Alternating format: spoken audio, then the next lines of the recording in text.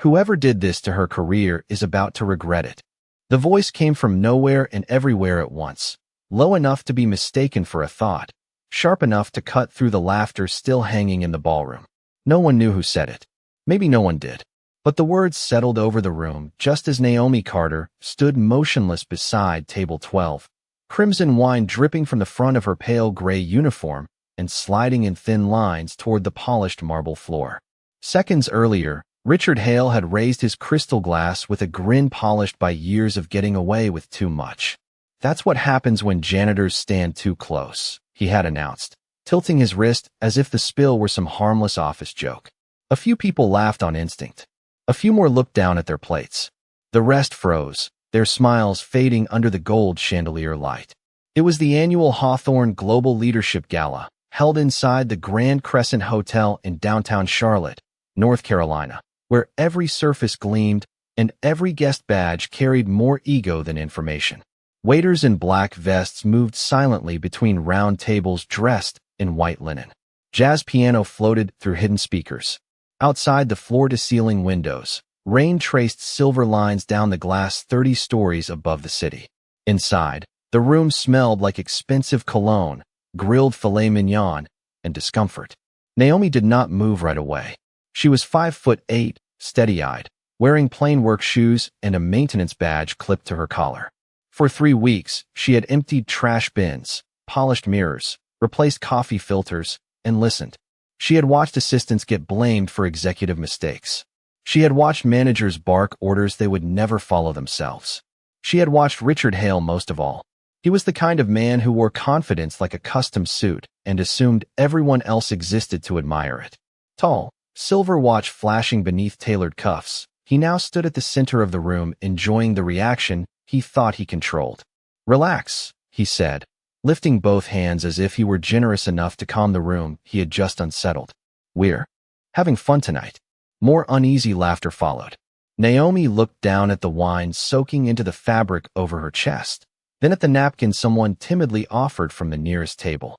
She accepted it with a small nod. Her hand was steady. That steadiness bothered people more than anger would have. If she had yelled, Richard could have played victim. If she had cried, he could have dismissed her. But calm leaves no place for cowards to hide. She dabbed the stain once, then set the napkin down. Across the ballroom, a junior analyst whispered, "Who is she?" Another answered, "Cleaning crew, I think." Richard heard them and smiled wider. "Exactly," he said. "Now let's get back to celebrating real contributors." The sentence landed hard enough to silence even the piano. Naomi lifted her eyes to the stage at the far end of the ballroom, where a giant screen displayed the company's slogan in silver letters. "Leadership built on respect." She studied it for a moment, then started walking toward it. Her shoes clicked softly across the marble. Heads turned table by table like falling dominoes. Richard's smile tightened. "Excuse me," he called after her. Naomi did not stop. 2 security guards near the curtains straightened but hesitated. Something in the room had shifted, subtle but undeniable, like pressure changing before a storm. She reached the steps to the stage, placed one hand on the railing, and began to climb. Naomi Carter had learned long ago that silence could be louder than shouting. She paused halfway up the stage steps, not from fear, but because memory had a habit of arriving at the worst possible moments. 10 years earlier, she had stood in another room with polished floors and people who never looked directly at her, holding a tray of coffee while executives discussed layoffs as if they were weather. Back then she was 26, working 2 jobs, sleeping 4 hours a night, and studying corporate finance from borrowed library books after midnight. People noticed the tray in her hands before they noticed the intelligence in her eyes. They noticed her uniform before they noticed the numbers she could calculate faster than most analysts. They noticed her skin before they noticed anything else. Tonight, as crystal glasses trembled softly on linen tables behind her, that old memory brushed past and disappeared. She kept climbing. 3 weeks earlier, no one at Hawthorne Global knew Naomi Carter had entered the building through the service entrance at 5:40 every morning wearing steel-toe shoes and carrying a gray supply caddy. Human Resources believed she was a temporary contractor from Brightstar Facilities. Security records listed her as night sanitation support. Even Richard Hale had passed her twice in the elevator without a second glance, too busy adjusting his tie in the mirrored wall to see the woman standing beside him. Naomi had spent those 3 weeks moving through every floor of the headquarters like a witness no one invited, but everyone revealed themselves to. She wiped fingerprints from conference glass while senior directors mocked junior staff after meetings. She changed trash liners while managers joked about cutting benefits. She refilled coffee stations while assistants cried quietly in restrooms between calls. People say walls have ears. In corporate America, cleaning crews do too. Hawthorne Global had once been respected across the Southeast, a logistics company built from one warehouse and one delivery truck nearly 40 years earlier. Now it was worth billions, with distribution centers from Florida to Ohio and a brand campaign built around integrity, inclusion, and trust. Those words were framed in chrome across lobbies and printed in annual reports. But Naomi knew culture is never found in slogans. It lives in how people treat someone who cannot help them. That was why she came undercover after the board's private investigation uncovered rising turnover, discrimination complaints buried by middle management, and profit numbers that looked strong on paper but weak under light. Several names surfaced again and again. Richard Hale was on every list. He was efficient, charismatic, profitable, and praised by anyone above him. Below him, the stories were different. Public humiliation disguised as humor. Promotions stalled for women and minority staff. Talented employees pushed out, then blamed. For leaving. Nothing severe enough to make headlines. Everything constant enough to poison a company from the inside. Naomi had requested no announcement, no special office, no escort, no privileges. "Let me see the truth before they see me," she told the board chairman. So she scrubbed breakroom counters, replaced light bulbs, and listened while people showed her exactly who they were. Some surprised her kindly. A receptionist named Elena shared lunch with security guards every Friday. A warehouse supervisor covered overtime shifts so single parents could attend school plays. A mailroom clerk left encouraging notes and damaged packages headed to customers. But Richard Hale never surprised her. He simply confirmed himself. Now, under the chandeliers, with wine still drying dark against her uniform, Naomi reached the top step and faced 200 employees staring back at her. Richard moved closer from below the stage, smile gone now, voice sharpened. "This has gone far enough," he said. Naomi looked at him calmly, then at the microphone waiting center stage. "No," she said softly. "It has gone exactly far enough." The microphone gave a soft burst of static when Naomi touched it, and that tiny sound seemed to pull every breath from the ballroom.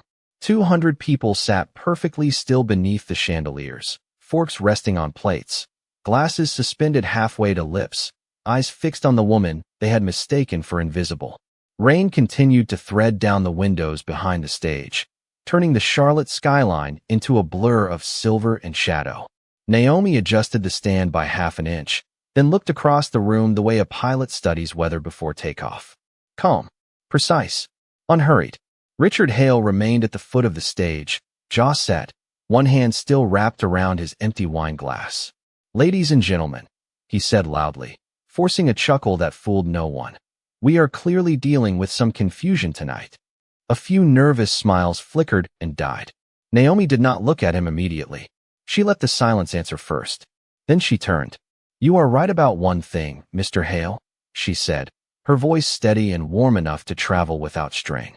"There has been confusion here for a long time." Several heads turned toward Richard. He straightened his shoulders. "You are out of line." "No," Naomi replied. "I have been in line for 3 weeks. Cafeteria line, freight elevator line, supply closet line, waiting in line while managers spoke over assistants and blamed receptionists for their own mistakes." A murmur moved through the room like wind through dry leaves. Naomi rested one hand lightly on the podium. "I know who skips safety briefings and signs attendance anyway. I know whose departments lose talent every quarter.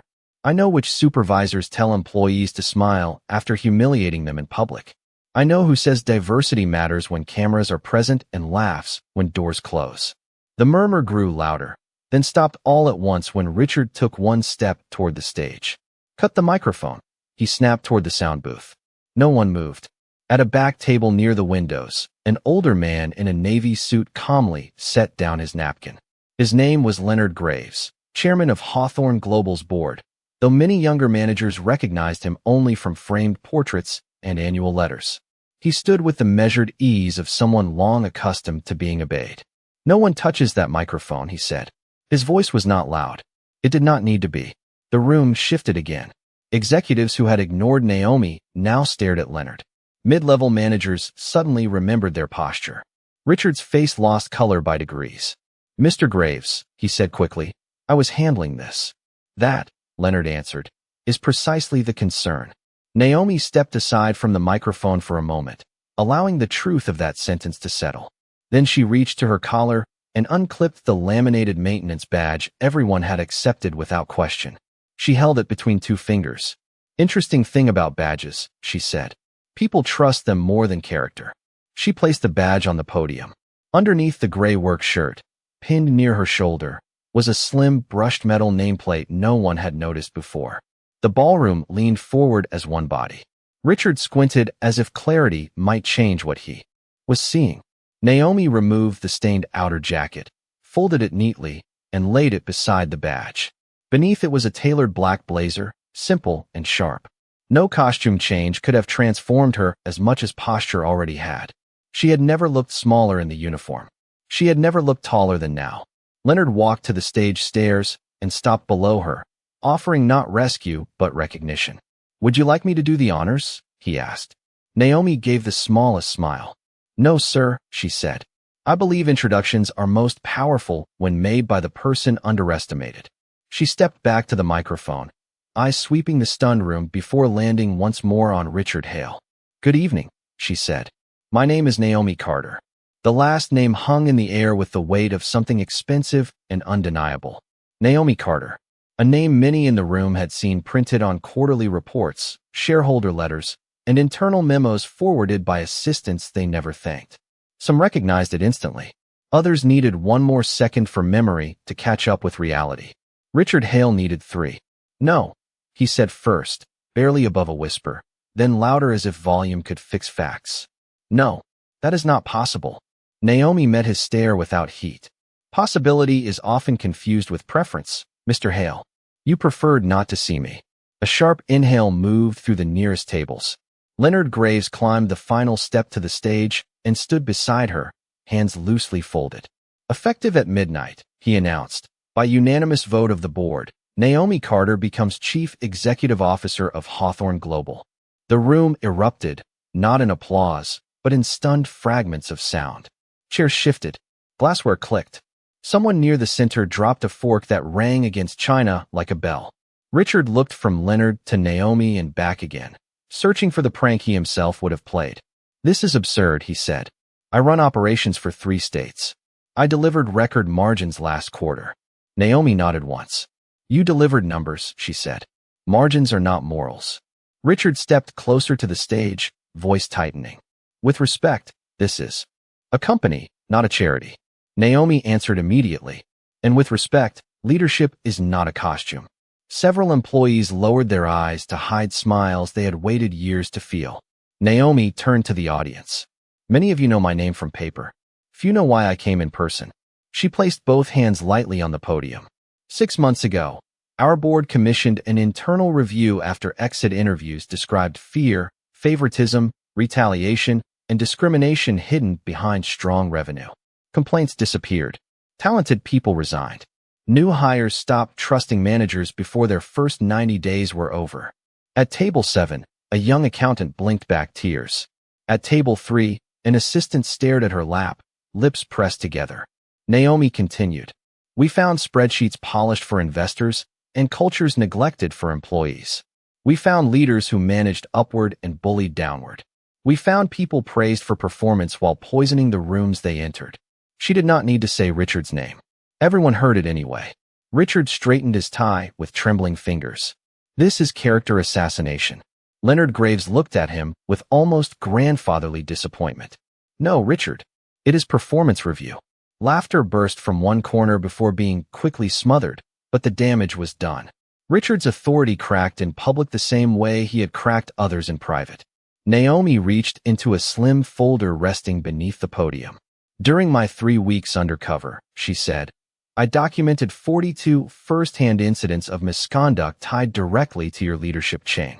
9 involved public humiliation. 12 involved discriminatory remarks. 7 involved retaliation threats. 4 involved falsified attendance logs for safety compliance. Richard's mouth opened, then closed. Sweat gathered at his temples despite the cool ballroom air. You cannot prove any of that. Naomi lifted a small flash drive between 2 fingers. I can. The room went silent again. Outside, thunder rolled somewhere beyond the glass, low and distant. Naomi set the drive down gently. But tonight is not about revenge. That sentence surprised almost everyone. It is about clarity. A company becomes what it tolerates. We tolerated too much. She looked across the tables at warehouse supervisors, clerks, analysts, servers, receptionists, interns, and directors sitting side by side for perhaps the first honest moment of the evening. Some of you feared speaking. Some of you tried and were ignored. Some of you stayed kind anyway. I saw that too. Her voice softened and somehow carried farther. Then she faced Richard one more time.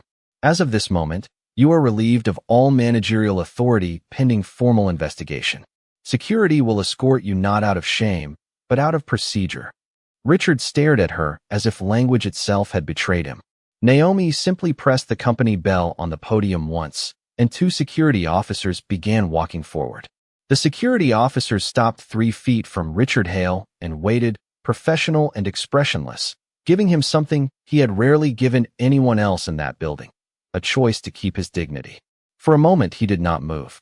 He stood beneath the stage lights with the empty wine glass still in his hand, staring at Naomi Carter as if refusing to blink might return the night to the version he preferred.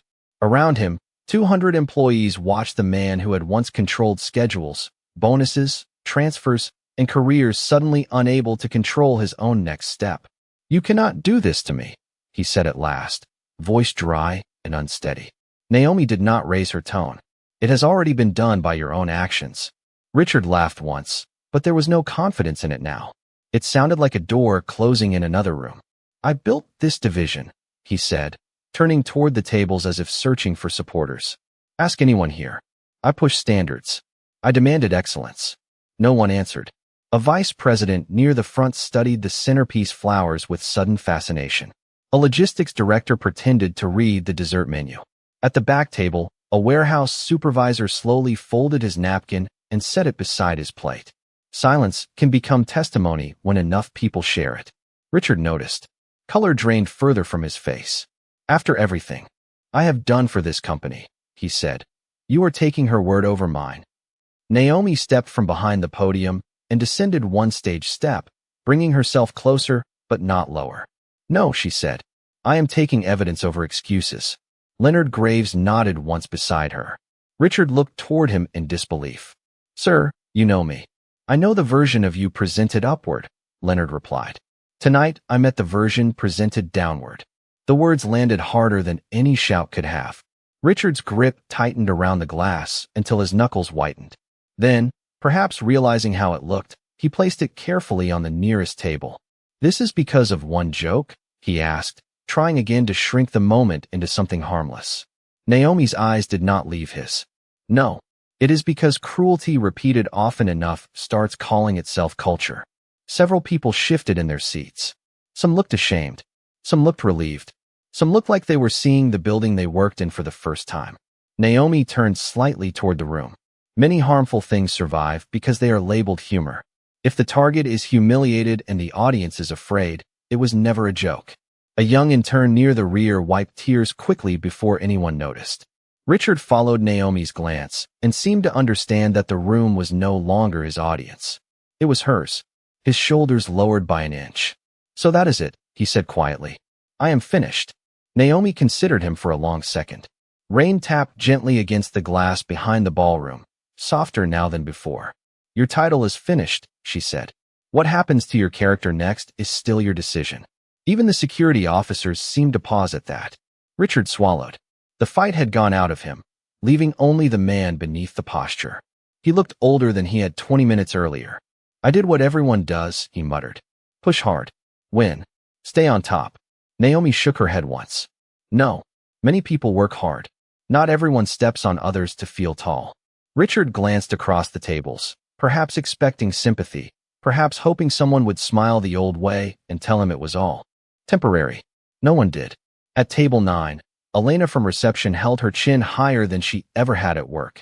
At table 5, two analysts exchanged a look that said they might not resign after all. Richard exhaled slowly, then gave the smallest nod to the officers. "I will walk myself," he said. "Thank you," Naomi answered. As he turned toward the ballroom doors, he passed the table where the red stain from her uniform jacket still marked a white linen cloth. He stopped for half a second, seeing the evidence of something he could not undo. Then he continued walking, each step quieter than the last, until the doors opened and closed behind him with a soft click. When the ballroom doors closed behind Richard Hale, the sound was so soft it felt impossible that something so small could mark such a large ending. No one spoke. The chandeliers continued to glow above polished tables. Rain slid down the windows in slow silver ribbons. Somewhere near the kitchen doors, a waiter set down a tray with careful hands. The jazz piano had stopped minutes ago, yet many people only noticed the silence now. Naomi Carter stood on the stage with the stained gray jacket folded beside the podium and the company she had just inherited staring back at her. For the first time that evening, she did not speak immediately. She let the room breathe. Fear had ruled this company long enough. Even recovery needed a moment. She stepped down from the stage one stair at a time and walked toward the center aisle between the tables. Her shoes moved softly over marble still marked by tiny drops of wine that housekeeping would have rushed to erase. Tonight they remained, a lesson left visible. Employees tracked her movement the way people watch sunlight cross a floor after a storm. She stopped beside table 4 where a young woman in a navy blazer sat with hands clasped so tightly her knuckles had gone pale. Naomi recognized her instantly. Marissa Cole, junior analyst, 24 years old, brilliant with forecasting models, twice passed over after reporting credit theft on a presentation. Naomi had read the complaint buried 3 folders deep. "Ms. Cole," Naomi said gently. Marissa looked up, startled. "Yes, ma'am. Your revised shipping model saved this company $2.3 million last quarter." Marissa blinked. "I did not know anyone saw that." Naomi offered the smallest smile. "That is changing tonight." Tears filled the young woman's eyes before she quickly nodded and looked down. Naomi continued walking. At table 7, she paused beside Samuel Ortiz, warehouse supervisor, hands rough from 20 years of honest work. He had covered holiday shifts for parents and never once missed safety targets. His promotion requests had been denied 3 times by Richard's office. "Mr. Ortiz," Naomi said, "I reviewed your record." Samuel straightened, wary by habit. "Yes, ma'am. Tomorrow morning, I would like to discuss regional operations with you." He stared as if hearing a language he had forgotten. "With me?" "With the person who has already been doing the work." A ripple of surprise moved through nearby tables. Naomi walked farther, stopping at Elena from reception, the woman who greeted hundreds daily and was remembered by almost none. "Thank you for being kind when nobody thought it counted," Naomi said. Elena covered her mouth with one hand and laughed through sudden tears. Around the room, shoulders lowered. People who had spent years shrinking in their own workplace began sitting differently in their chairs. Naomi returned to the front and stood without the shield of a podium between herself and everyone else. "Tonight was painful," she said. "For some, because truth arrived. For others, because truth took too long." Her voice was quiet, but every corner heard it. "I did not come here to humiliate anyone. Humiliation is lazy leadership. I came to understand what our people experience when no executive is watching." She glanced toward the white linen cloth still marked red. A company is not tested when profits rise. It is tested when power goes unchecked. No one moved. Some were crying quietly now. Others looked ashamed of moments they had laughed along to survive. Naomi lifted the folded gray jacket and held it for a second before placing it over her arm. "Tomorrow we begin audits, promotions, policy review, and listening sessions. But tonight, I want something simpler." She looked slowly across the room. "I want every person here who has ever felt unseen in this building to know this. I saw you." The silence that followed was warmer than applause. Then one pair of hands began to clap. Samuel Ortiz. Another joined. Then Elena. Then Marissa. Within seconds, the ballroom rose like a tide, not loud at first, but steady, grateful, real. Naomi stood still in the center of it, rainlight behind her, and for once the room sounded like respect. The applause did not crash through the ballroom all at once. It built in layers, table by table, person by person, like people relearning a language they had been afraid to speak. Some clapped with tears in their eyes. Some clapped with stunned smiles. Some clapped because they finally understood that silence had cost them too much. Naomi Carter accepted none of it as personal victory. She simply nodded once, then raised a hand gently until the room settled again. "Thank you," she said. "Now let us do something more difficult than clapping. Let us be honest." The final words landed softly, but several executives shifted in their chairs as if the temperature had changed. Naomi walked back toward the stage and motioned for the large screen behind her to power on. An events technician near the sound booth scrambled, then pressed a button. The company logo faded. In its place appeared a clean white slide with one sentence in black letters. "What talent looks like when it is ignored." Murmurs moved through the room. Naomi clicked a small remote Leonard Graves had handed her. A photo filled the screen. Samuel Ortiz in a warehouse vest beside quarterly efficiency charts. "For 6 years," Naomi said, "Mr. Ortiz reduced shipping delays by 18% and trained 3 supervisors who now outrank him." Another click. Marissa Cole beside forecasting models and savings data. Ms. Cole identified waste patterns no consultant found. Her reward was being overlooked twice. Another click. Elena at the front desk, smiling beside customer satisfaction scores. Ms. Elena Torres receives more positive client mentions than any vice president in this room. Laughter rose, then warm applause. Elena covered her face, embarrassed and proud at once. Naomi continued. One by one, names and faces appeared. Drivers, coders, dispatchers, accountants, maintenance staff, customer support representatives, people who had kept Hawthorne Global moving while others took credit for motion itself. The room began to understand the twist was larger than Richard Hale losing power. The real reversal was seeing value where habit had refused to look. Many companies fail slowly, Naomi said. Not from markets, from blindness. She let the word settle. When respect is reserved only for titles, brilliance walks out the side door. At the center table, a senior finance director cleared his throat.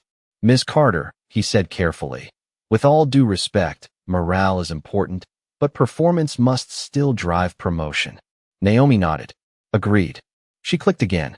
The screen showed internal metrics comparing high-turnover divisions against collaborative ones.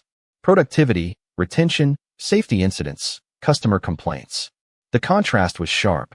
"Performance does drive promotion," she said. "That is why several people in this room should be nervous."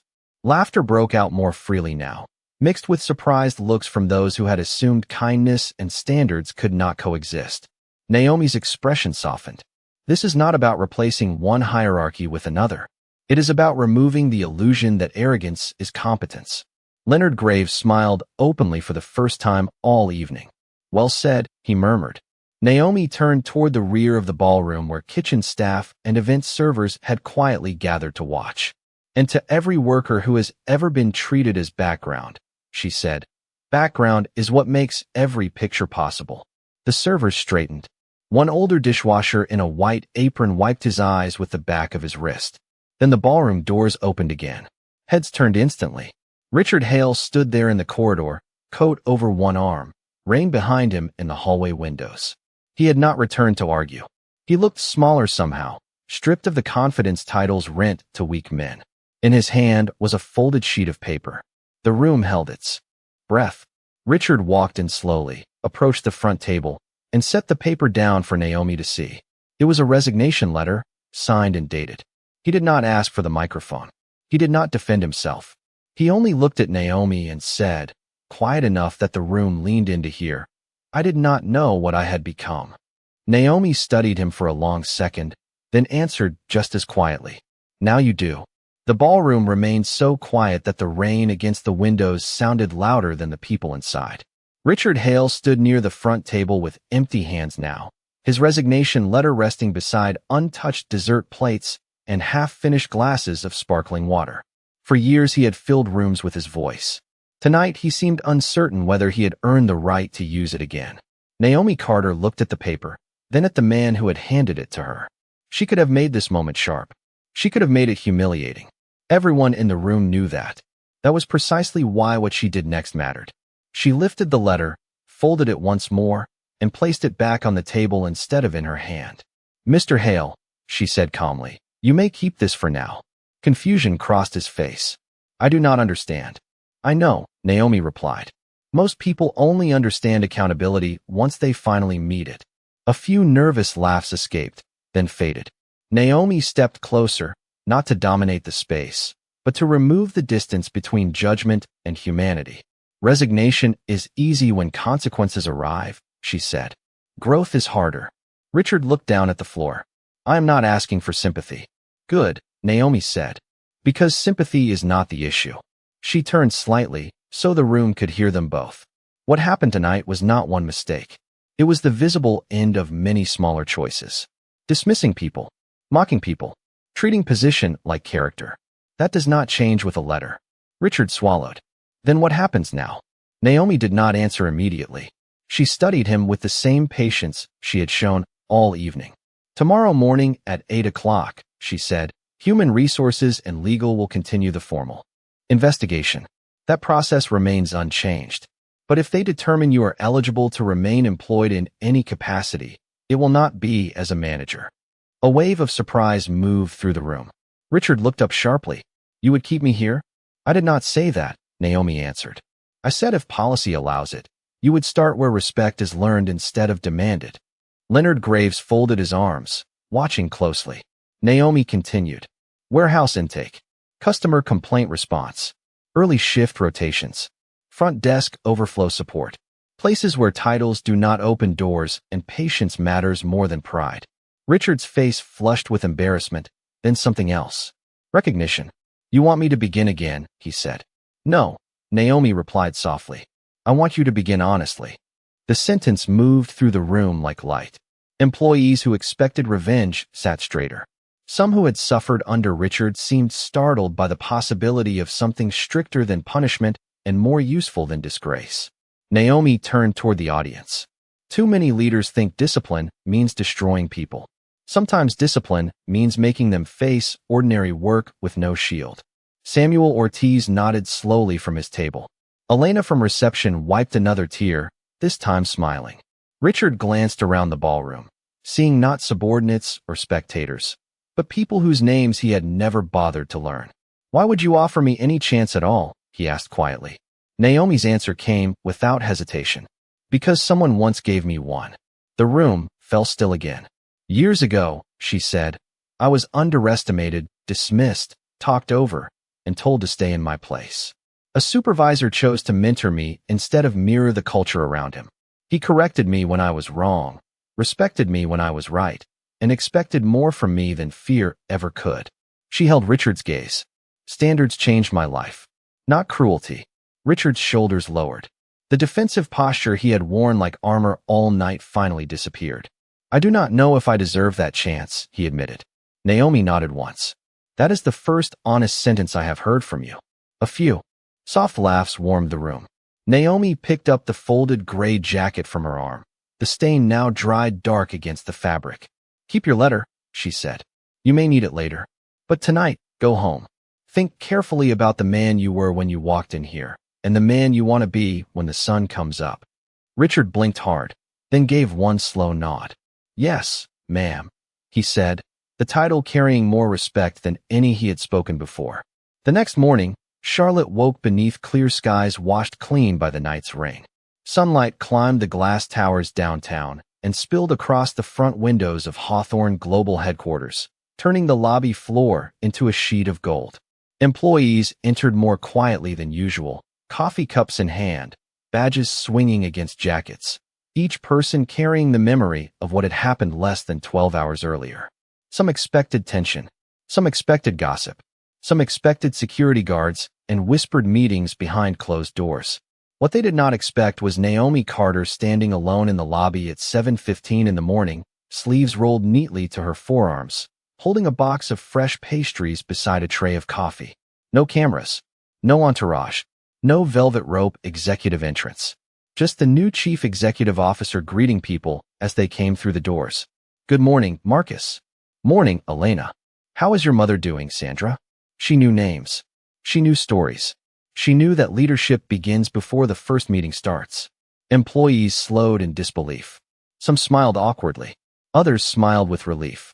Elena from reception laughed outright when Naomi handed her a cinnamon roll and said, "Today, you are not allowed to answer the phone before taking one bite." Samuel Ortiz arrived in a pressed work shirt and nearly stopped walking when Naomi extended a hand. 8:30, she said. Operations review. Bring every idea they ignored. Samuel shook her hand carefully, as if afraid the moment might vanish. Yes, ma'am. Upstairs, conference room, it had been transformed overnight. The long polished table remained, but the seating chart was gone. In its place were blank notepads, sharpened pencils, and a sign at every chair that read "Listen first."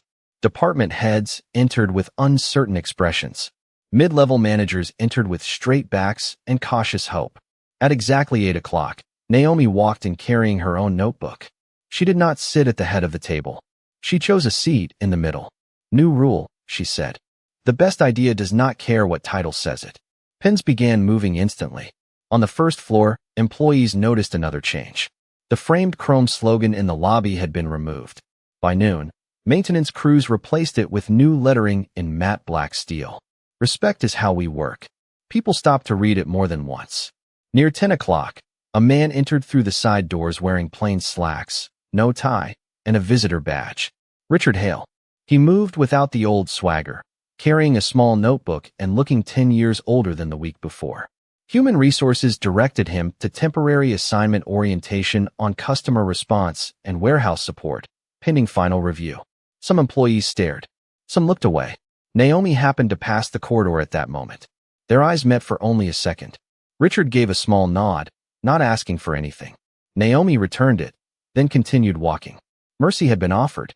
The rest was work. By afternoon, suggestion boxes appeared on every floor. Exit interview files were reopened. Promotion reviews were rescheduled. Security staff were invited to leadership lunch. Receptionists were included in communication planning. Warehouse supervisors joined budget calls for the first time in company history. It felt less like a corporate reform and more like windows being opened after years of stale air. At sunset, when most offices glowed amber against the evening sky, Naomi stood alone in the boardroom she had once cleaned in silence. The city stretched